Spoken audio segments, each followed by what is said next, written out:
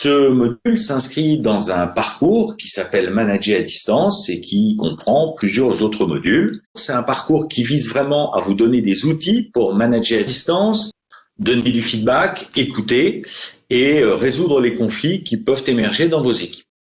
Cette formation à distance est complémentaire de la formation communication efficace qui est en présentiel et qui représente vraiment la pierre angulaire, le fondement de la méthode Gordon que nous représentons en France depuis une dizaine d'années. Thomas Gordon est un psychologue américain. Il a été nominé 3 fois au prix Nobel de la paix et nous lui devons beaucoup de choses et entre autres la résolution de conflits sans perdant. Je vais transmettre la parole à Stéphanie de Suzanne qui va vous animer ces 2 sessions de formation aujourd'hui et la semaine prochaine. Alors surtout, profitez-en bien, amusez-vous bien, découvrez la méthode Gordon et à très très bientôt j'espère. On va faire un petit exercice pour voir ce que ça veut dire. Et alors, ce qui va se passer, c'est que je vais vous énoncer à l'oral une situation avec une autre personne. Et si vous sentez à l'aise avec le comportement, vous allez dans le vert. Et si ça suscite… Alors, le rouge, c'est pas de la colère, hein, c'est juste une gêne, un malaise, une inquiétude, un agacement. Ça peut être un petit rouge, ça n'a pas besoin d'être un rouge énorme. L'idée là, c'était que vous sentiez bien ce qu'on veut dire par cette notion de vert et rouge et surtout de bien comprendre qu'il n'y a aucun jugement sur comment on se sent. C'est déjà de mettre de la clarté sur comment moi je me sens et aussi de se rendre compte que la manière dont moi je vais ressentir une situation, ce ne sera pas la même manière que d'autres vont la ressentir et donc d'être bien conscient de ça. On va passer à un exercice où là vous allez être par 3 dans des petites salles.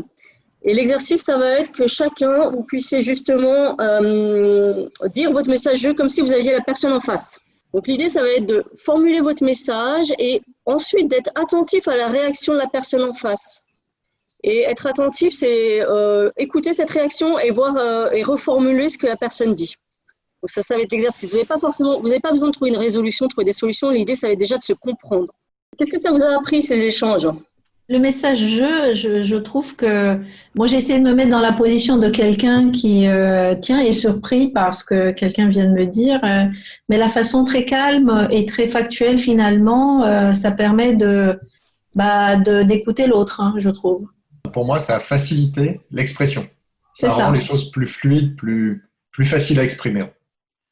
Ouais, et l'écoute de la part de l'autre, effectivement, qui du coup essaie effectivement de proposer des solutions ou d'expliquer, mais calmement. Ça donne envie de coopérer. Alors maintenant, on va aborder la question les spécificités à distance, en fait. Et pour se mettre dans ce sujet, ce qu'on va faire, c'est que vous allez être par 4 et réfléchir à la question. Je dirais, quand on est en distanciel, il me semble qu'il faut être encore plus factuel que l'on est quand on est en présentiel. Finalement, ce qu'on voit, c'est qu'en réfléchissant ensemble, vous allez faire ressortir, si vous faites tout ça, en général, ça roule. Hein.